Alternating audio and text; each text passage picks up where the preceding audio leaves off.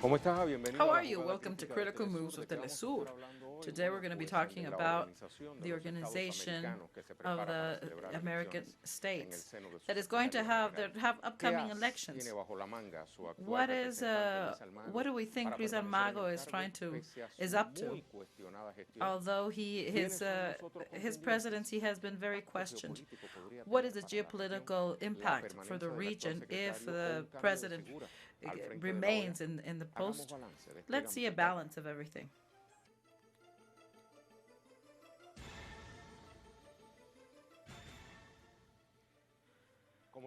As I told you, let's review of what the candidates are proposing for these elections. We renew our compromise of work.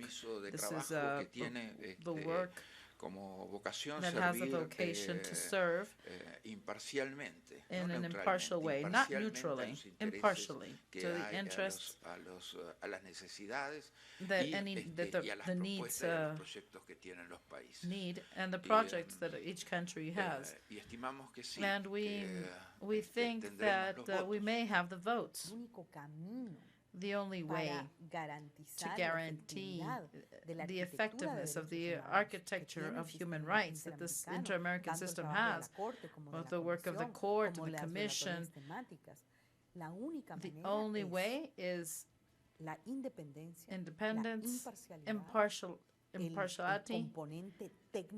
the technical component, credibility of the system, the non-partition, because I firmly believe that voting is healthy, because it's very hard for a secretary of it to later do a campaign for re-election. You lose your objectivity, your impartial condition, and you are more aware of the upcoming elections rather than of the organization. So I think it's healthy. Saying I'm going to leave at a date. We believe that the figure of the president must have special characteristics. First of all, their capacity to dialogue. In this moment, that unfortunately is not happening. It doesn't happen with all the countries, only with a couple of countries. This is Now I'm gonna put on my jacket. Well said. Let's see a map regarding the OAS.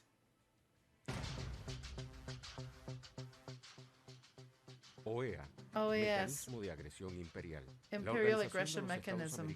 It is an organism with a regional and continental span. It was a political forum for making decisions, multilateral dialogue, and integration of Latin American countries.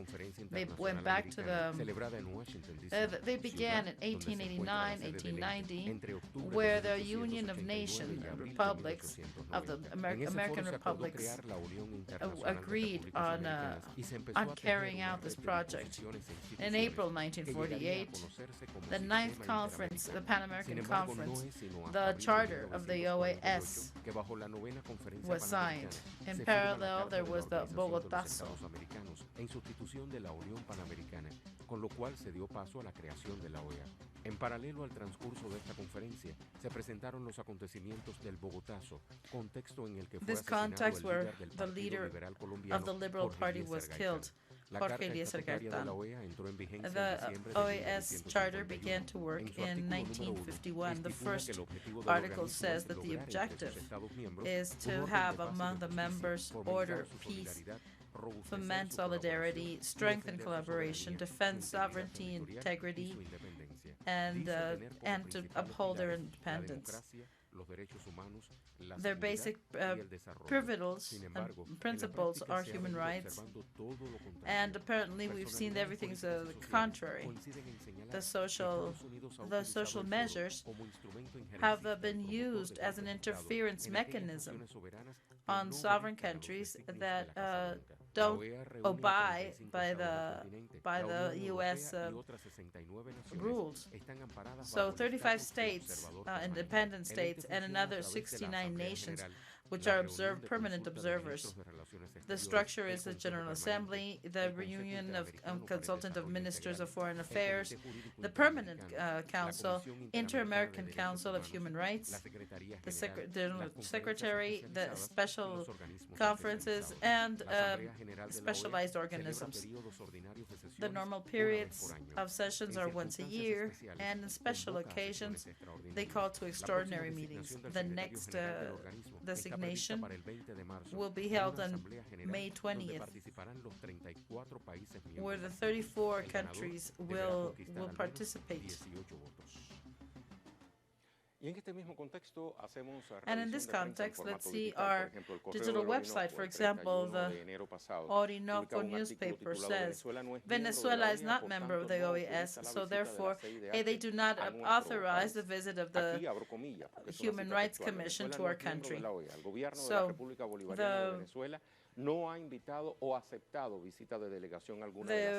Venezuela has not accepted any of these commissions of human rights, so they're not authorized. This was said by Jorge Arriaza, the Foreign Affairs Minister of Venezuela.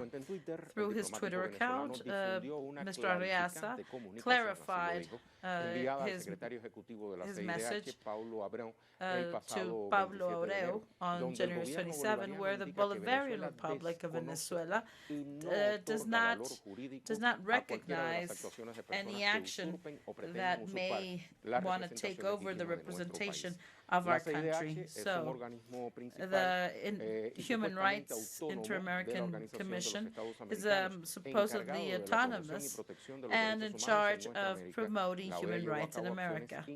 However, the OAS has participated in the interference of Venezuela and interfering with their sovereignty too. Razón por la cual la nación abandonó formalmente la organización el 27 de abril de 2019. Hay un acápite en este mismo artículo que dice CIDH desprestigiada. Inter-American human rights has lost its prestige. Many spokespersons of the Bolivarian Revolution have said that the commission is partialized because this is how they have been pronouncing themselves ever since 1999. And this is not fair because they had access to our affairs. The incidents have happened in our country, in Venezuela, this is what we're talking about, during the decades of the neoliberalism.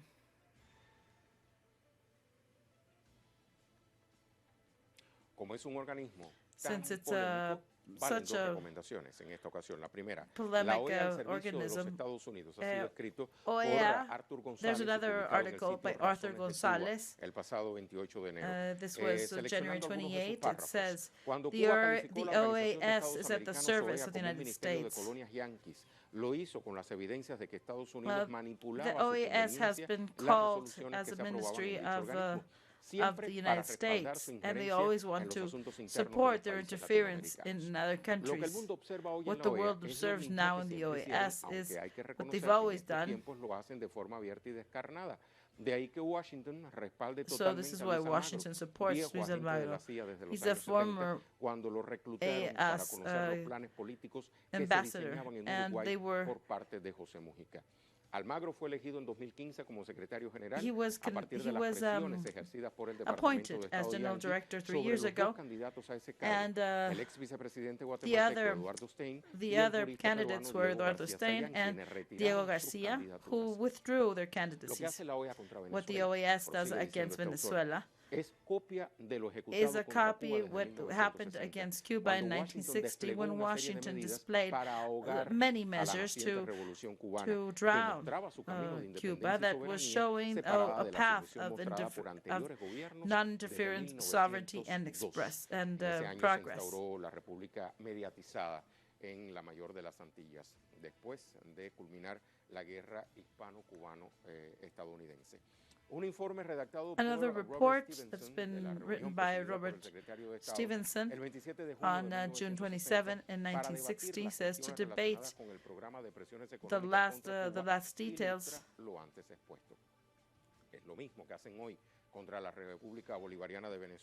And there's another one saying, in complicity to the union of up until now, let's show a new one. This one is called Re-election of Almagro in the. So this is a knife of two ends. This was published by Sputnik. And some of the fragments say the organism was founded in 1948 at the beginning of the Cold War. Ever since, all of the General Secretary have had a second consecutive mandate. In the hands of Almagro, this is not totally sure.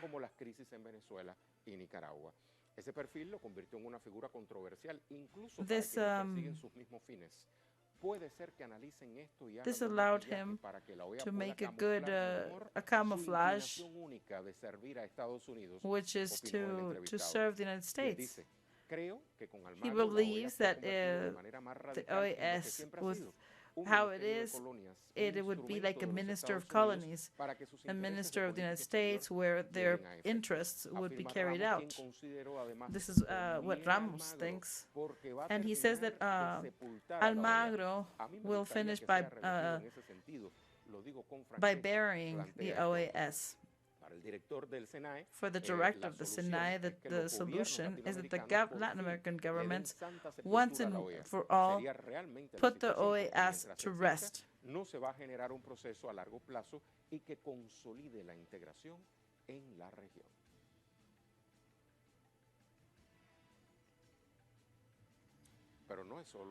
But it's not only Almagro that wants to be president on March 20th. Let's give an overview of the candidates. Luis Almagro, he reached the OAS in 2015, supported by the progressive forces of Uruguay. He has the support of 33 of 34 countries. At the beginning, everybody thought he would be the candidate of the ALBA, but internally, the right had to begin to apply favorable measures. However, after the tensions begin, when Almagro intended to interfere in the legislative, at the beginning, he was uncertain about the total support. But ever since he announced his re-election, he has the support of countries, not only a couple, but most of them. Hugo de Serna, he's a diplomat with 42 years of experience. Currently, he's ambassador of Peru in the United States. De Serna has tried to show himself as the only candidate who can be the interactor, who can interact in this problem.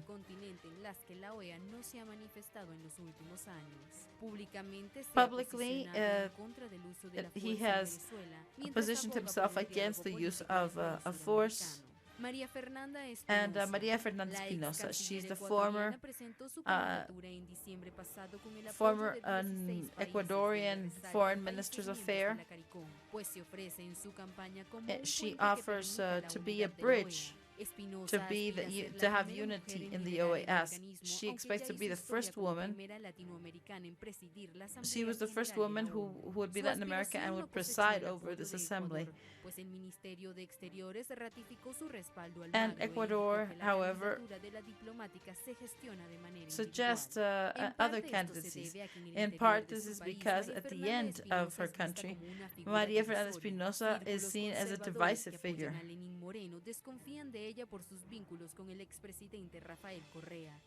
While the movement of Correa considered her a traitor.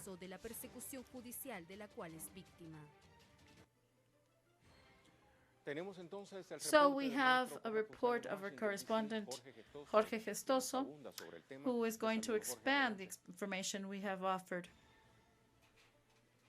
Muchas gracias. Los tres aspirantes Thank you very much. De la OEA son el peruano José Becela, member of the Grupo de Lima, as the group who has been in charge of giving important change of regime. Venezuela, la crítica sistemática de Cuba y Nicaragua.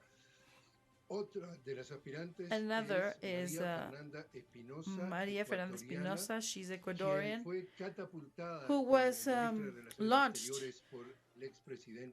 to Foreign Affairs Minister by former President Correa. So she began her political international life by President Correa.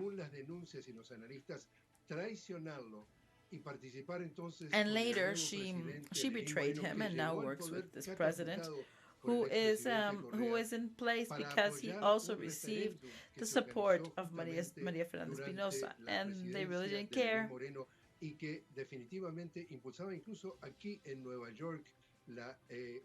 And here the former Secretary María Espinosa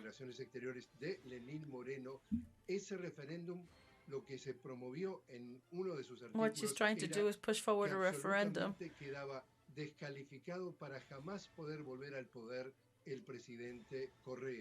by which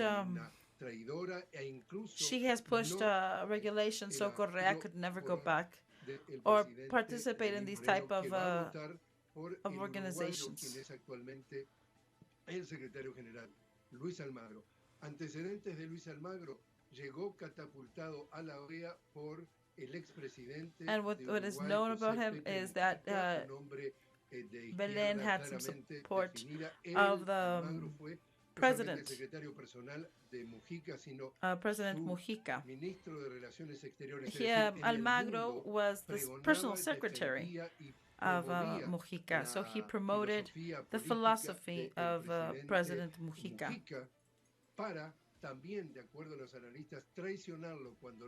And then he too betrayed him once he was the president of the OAS, and to promote from the OAS an agenda that is 180 degrees different to what she had proposed.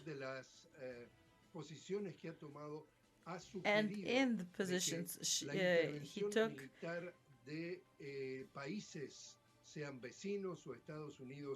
a Venezuela para darle un golpe de Estado no estaría en contra de sus so they wouldn't be against his petitions. The president el presidente saliente de Uruguay the leaving president of Uruguay, Tabaré Vázquez, Mujica, y al que perteneció también entonces Almagro, dijo que se oponía he said he opposed a un nuevo término de Almagro, to have new terms of Almagro, while as of now, there's going to be a new elect president, Alberto Lacalle Pou, que sí está a favor de justamente que sea renovado el estatus de, o por otros 5 años, de Almagro.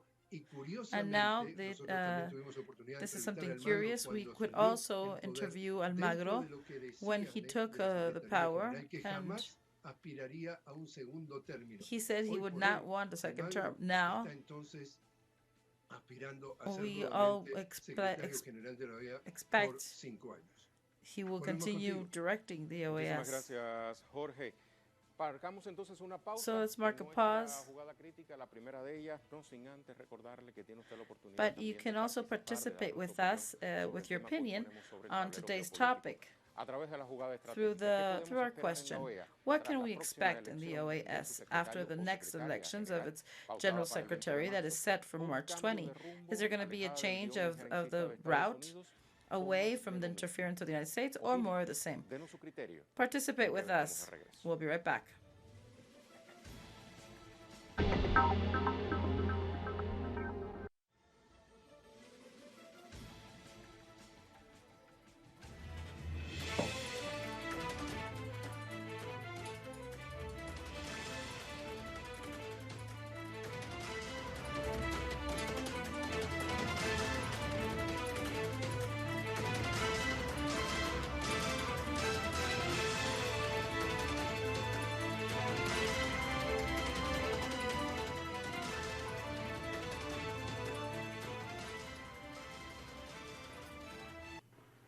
La OEA, desde su fundación, the OAS, ever since its inception, was, is, and will be an instrument of imperialist domination, and no reform could change its nature or its history.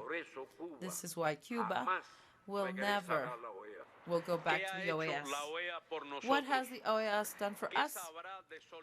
What does it know about solidarity, the organization who endorsed the military invasion, the blockade, and the aggressions against Cuba, the attempts of coup against Venezuela, Ecuador, and Bolivia, the dirty war against Nicaragua, or the invasion against Grenada and Haiti? It's a useless organism. Unfortunately, it had an involution. And now it's a ministry of colonies of the U.S. government against the revolutionary movements, against the people who are progressive. A minister that's of Colombia. Whoever holds that place must carry it out with integrity, independence, and impartiality. Those are exactly the characteristics that Mr. Almagro does not have. He lacks of independence when he voluntarily submits him to the favor of the most powerful country in this organization. He is his operator, his political assistant, and his local blackmailer. He lacks of integrity when he jumps over the laws of the organization, violates international law, uses fake information, and he contradicts the decision of the member unions and threatens those who do not follow his agenda. Bearing in mind that the current president is Luis Almagro, this is what we're going to see. What he's done during this year, marked by many critiques. This year could be the end of Luis Almagro as the Secretary General of the OAS. Almagro has been strongly criticized due to his inclination to the U.S. interests, especially in regards to Venezuela. His General Secretary has focused on attacking the government of formerly Nicolás Maduro. He also self-proclaimed himself as an interim president.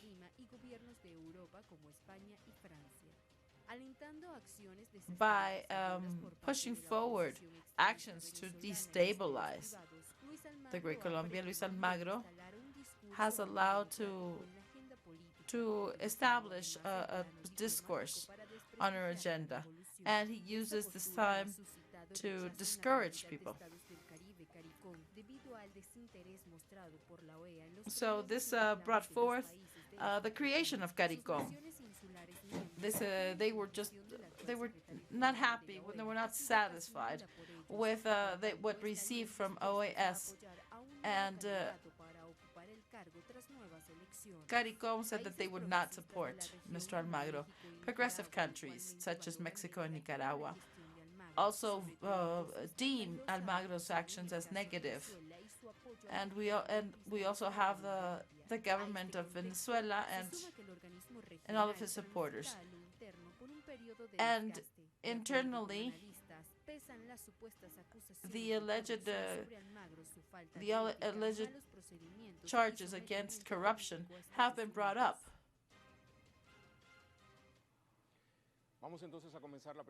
Let's begin the first part of our analysis. We are here with Quinto Lucas Lopez from Ecuador. He's a writer, a historian, and he also has had a rotating role. And Orlando Harrington, he's an expert in media wars. If you allow me, Orlando, I'm going to start with Quinto Lucas, who I have to ask, after seeing this profile of Luis Almagro, what would you add? Well, hello to everybody, all of the friends who are watching.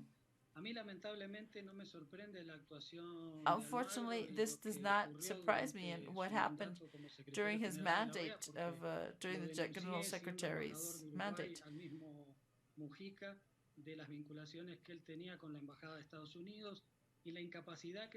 And let's not forget that he himself had asked had used a policy that is biased. So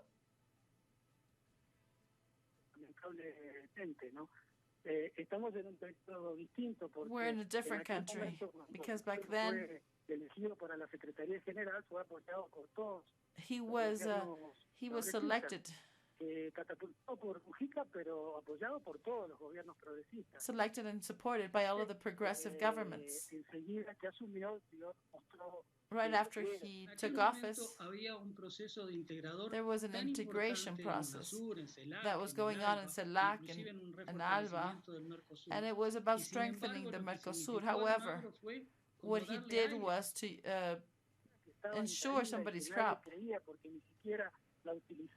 Como mediador en conflictos limítrofes o en intentos de golpe de Estado, tuvo un respiro. Apareció una cara supuestamente progresista. We thought that there's going to be a progressive person, but no, it was totally different. So now we have the chance to change this face, or we can once again commit the same mistake.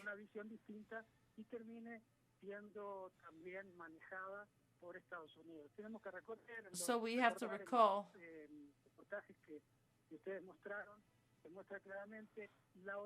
that the OAS is a structure that is made to be driven by another organization.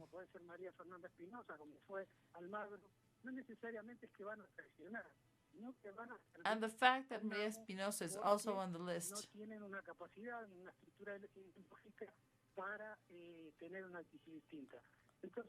so this is a different moment.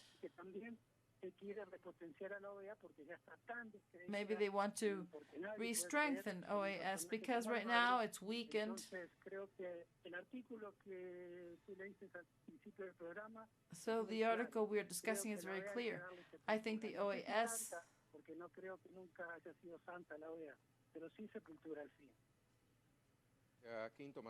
Quinto, please stay on the line.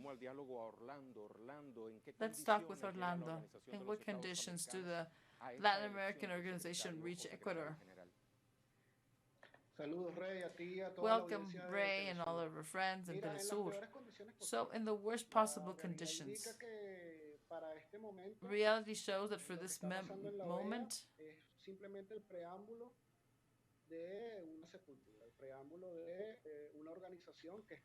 and this might just be an organization that has been weakened and don't recognize Venezuela as a legitimate member. And there is going to be an election where one of the two candidates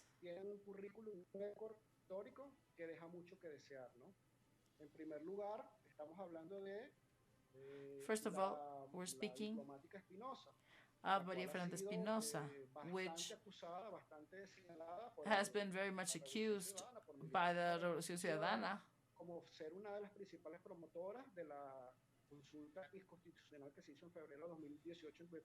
than the constitutional referendum held in Guayaquil, Ecuador.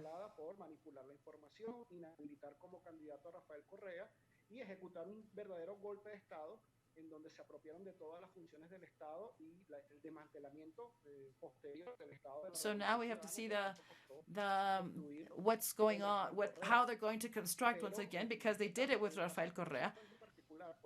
But this is particular because Espinosa arose like a figure that was a defender of human rights. Espinosa defended Julian Assange's liberty. But how you said at the beginning of the program,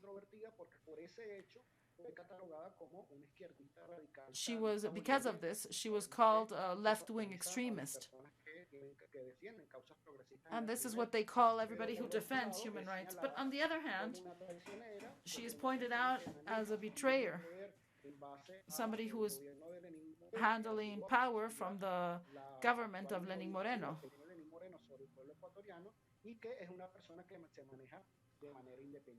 And that she only looks after herself. She has her own agenda.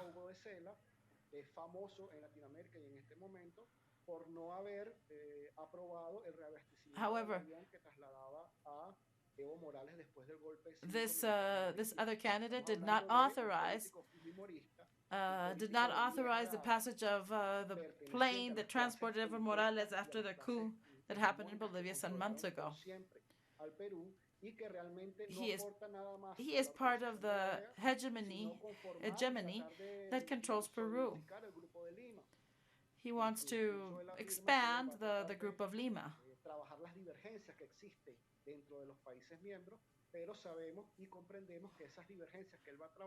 He's going to work on the differences of the group. But what he's trying to do is to unify the positions of the OAS against those countries who do not follow the lines of Washington. So right now, these are the two candidates that really don't offer anything to the progressive causes.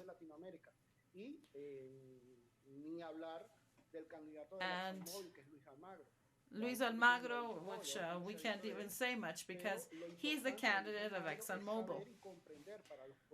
So we must understand that Luis Almagro does not work alone. He is financed by one of the main oil companies in the world. He doesn't even answer to the interest of the United States. He answers to a petroleum company. This deep state that controls Washington. Thank you, Orlando Quinto. Bearing in mind the natural dependency that has existed between the general director of the OAS and the White House, there are experts who affirm that the OAS is the secretariat of the U.S. So the question is, what strategy or card would the U.S. be using when voting for one of these three candidates? Well, the United States bets on the three cards because all of them will respond to the U.S., as Orlando said. Almagro goes beyond because his own interests, are even beyond the United States. However, the United States knows very well that whenever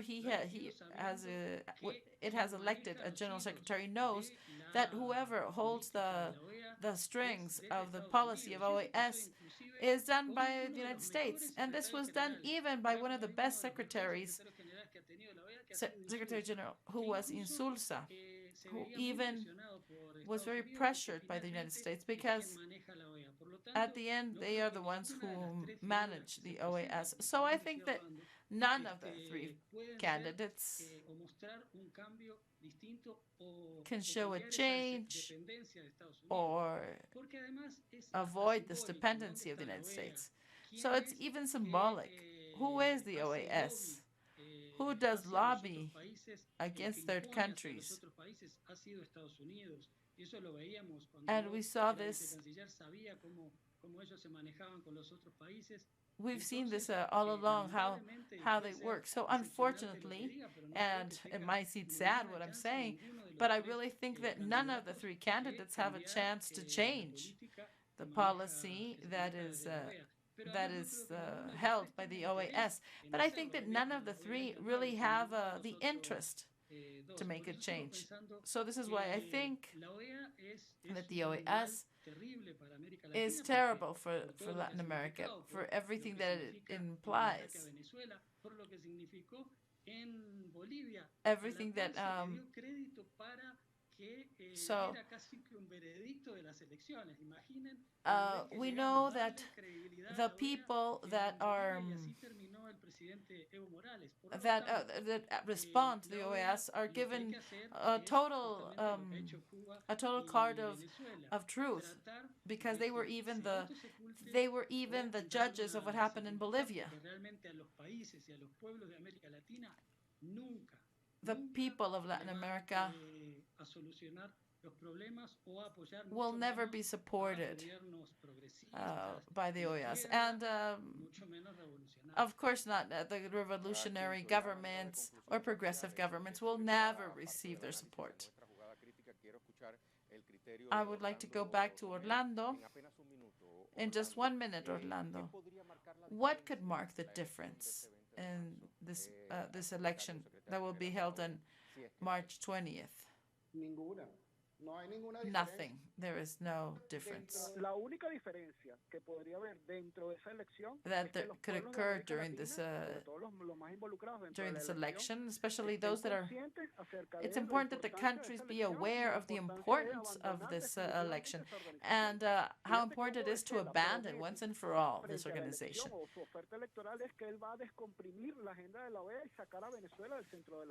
For example, one of the candidates says that wants to push Venezuela out of the OAS. And the candidate of Ecuador is to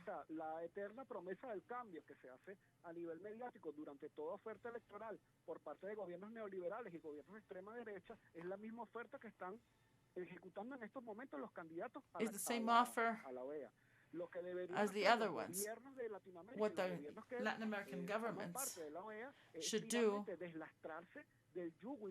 is to break this bond with the OAS and leave these organisms and find other options that the progressive governments of the region are offering. Thank you. Thank you very much, both of you. Always on behalf of the collective of Jugada Crítica. Let me recall that there's a question that you can participate with us. What can we expect from the OAS after the next election for Secretary General that will be held in March 20? Will there be a change of route, or is it just more of the same thing? So after the pause, we continue.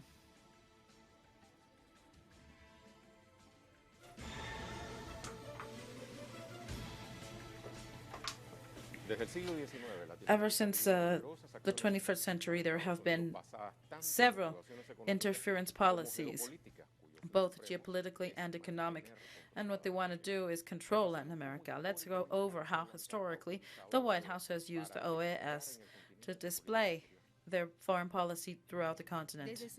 Ever since its creation, the Organization of American States has been conditioned to the will of the United States, who has imposed their principles over the rest.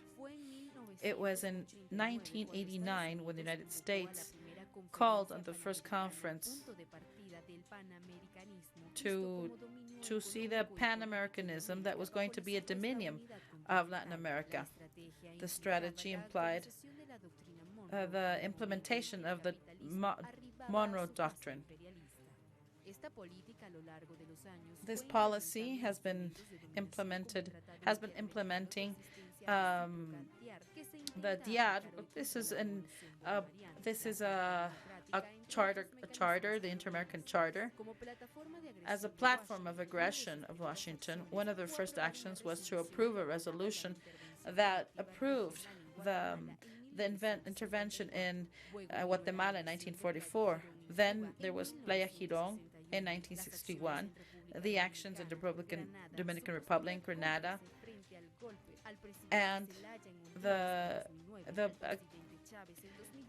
aggressions against Zelaya and Chavez, and recently the one against Evo Morales. Just as it keeps on happening against Venezuela, the organism has tried to overthrow governments that don't have their own, that don't have the same interests. In the case of the Bolivarian Revolution, from the OAS, there has been a promotion of the military intervention.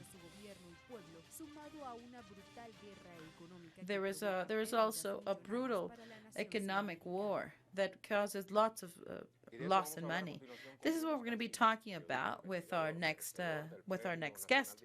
He has been a recipient of the Bolívar Award as part of Misión Verdad. Thank you very much, Bruno. Well, Bruno, let's see the geopolitical games of these actions. Do you think Almagro will stay, or will there be a change of phase? Will this be beneficial, or will they keep the same script? Well, for the support that Almagro has on behalf of the United States, one would think that the re-election would be a closed deal.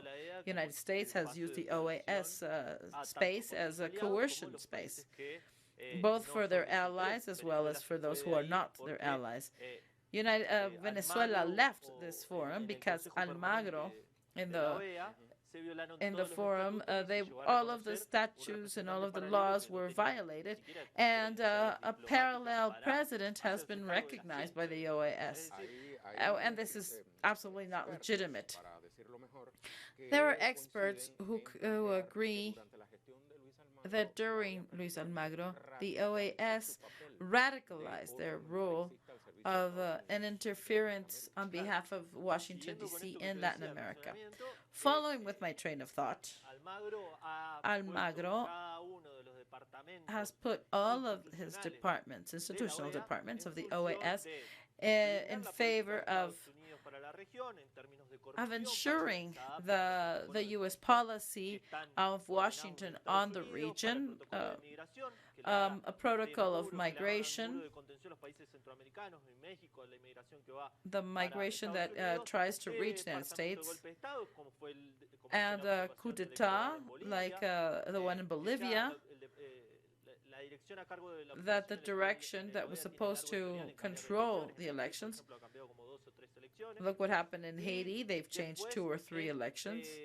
And then they tried to apply the Inter-American Democratic Charter in Latin America. So what Almagro has done is to make the OAS the Department for Latin America of the United States. And he's been very efficient in this realm. He doesn't even question if it's right or wrong. He just does it. With exception of Venezuela, everybody else is just following the same beat.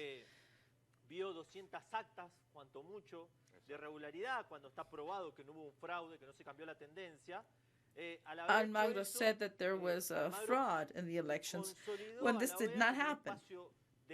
And therefore, the OAS was consolidated as an instrument of interference in the Caribbean and Latin America. So the OAS has substituted, due to the lack and the sabotage of the institutions, in each country,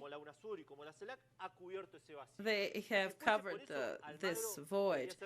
Otherwise, if it was for this, Almagro would be reelected. However, Maria Fernanda Espinosa, the former foreign policy minister of Ecuador, she's supported by St. Vincent and the Grenadines and the countries of CARICOM, which is the only regional bloc that is working.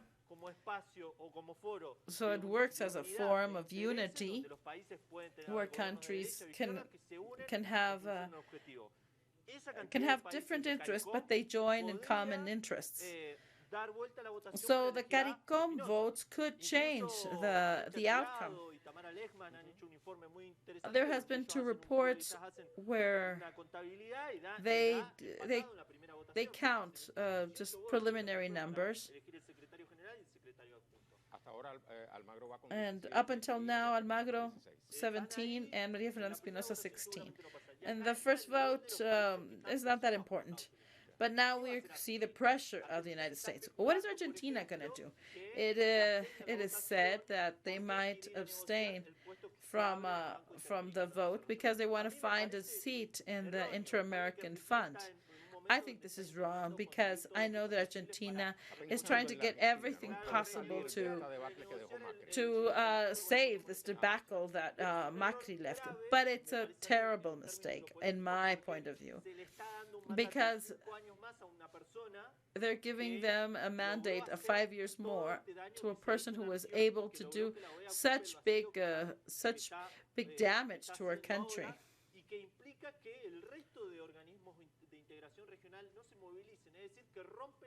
So they're going to break all of the consensus. So, what can we expect new from Almagro? Well, from Almagro, there is nothing you can expect because he's just going to go further on with the strategy that he has already implemented, like the one the United States had in the 60s. Maybe some persecution on everybody who followed Chavez, and criminalization, and maybe some other measures. All of this is to criminalize the protests that nowadays are a checkmate,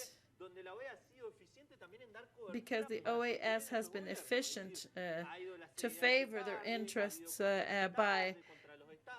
by portraying what is going on. Now look what happens in Chile. In Chile, the High Commissioner of Human Rights, her report has been awful because the violence has not stopped. And there has not a big enough condemn like it's been done in Venezuela when the report came out immediately. So I believe that if Almagro wins, the posture of these groups will become even more radical, because they want to keep a single view of the solution to the problems. It's like how to solve the social problems in Latin America, hunger in Argentina, corruption.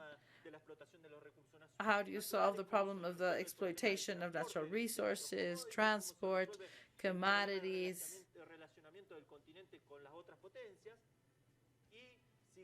And should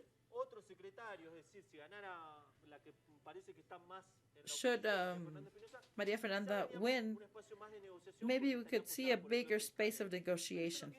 But this does not mean that anything's going to change, but at least maybe things could soften a little bit, because now the Organization of States is just a group of people who just raise hands in favor of the United States.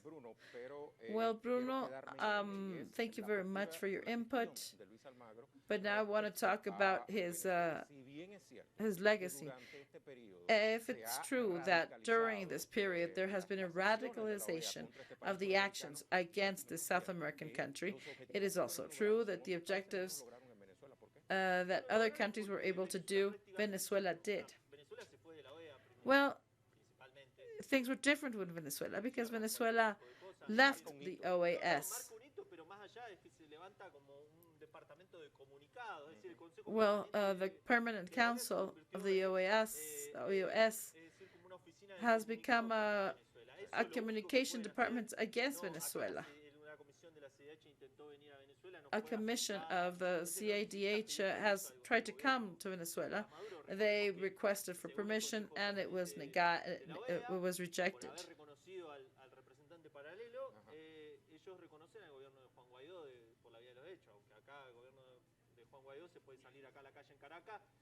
Let's say that for example, the OAS supports Juan Guaidó. However, if Juan Guaidó steps foot on a street of Venezuela, nobody recognizes him or obeys him. Now, I think that it's a mistake of countries such as Argentina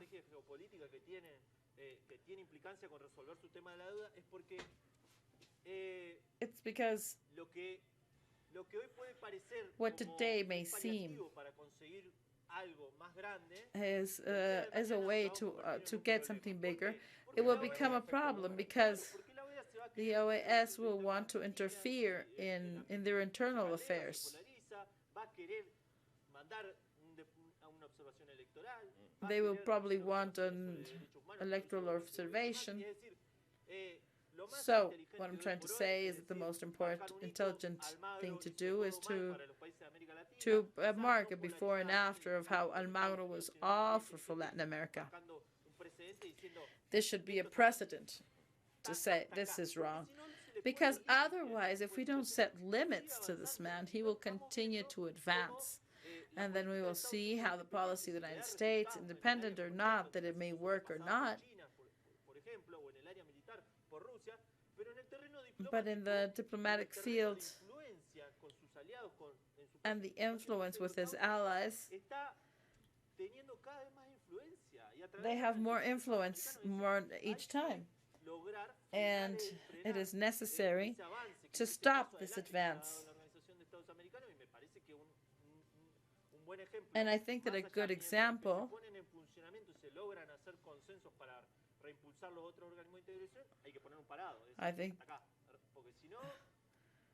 it's important to just stop things, because otherwise we just are in the same vicious circle, rejecting a reality. And the reality is that the only regional organization that is working is the organization of the OAS, because among the other countries there is not a consensus. You can't see the governments of Cuba, Venezuela, Nicaragua that are in a consensus. Not even the CELAC, that is the CELAC that was founded in the time of Hugo Chavez. I think that the problem was that they established that the decisions should be by consensus of all of its members. So it's very easy to turn around. And in case of the ALBA, what do you think? Well, I think it works as a block of countries. They want to make their own decisions without giving explanations of what they're going to do. But it is required spaces of democratic sharing to find solutions to each one of the countries in Latin America, and to establish minimum agreements on migration, commerce, security, respect to human rights, to reinstate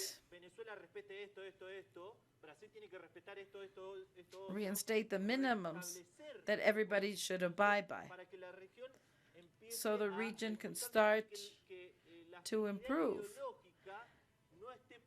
and that the ideology not be the main topic, and that it not be above the common good of the people. United States has done something that they've done before. For example, they criminalize those who protest. No, but first he says, let's dialogue. because they have to say that that in Nicaragua there's a dictatorship and all of the countries just bend their heads because there's not a regional bloc that can stand straight up to these interferences. So each country says, well, if the United States says something, they will just abide by it because they don't want to get in a fight with their important commercial ally.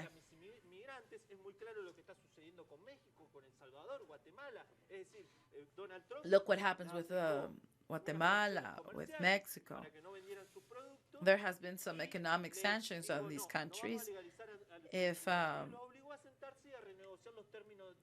If they were helping out the migrants get into the United States, and they were obligated to sit down and renegotiate.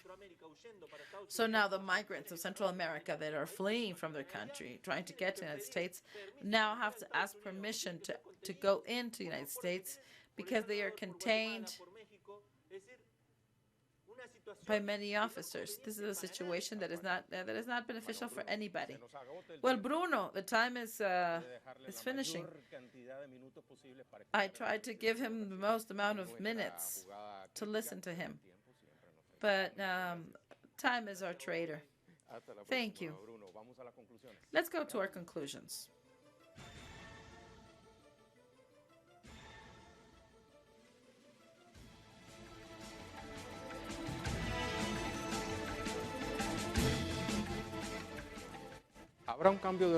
Will there be a change of path in the OAS with the election of the Secretary General, or it will be just a different phase and the same route?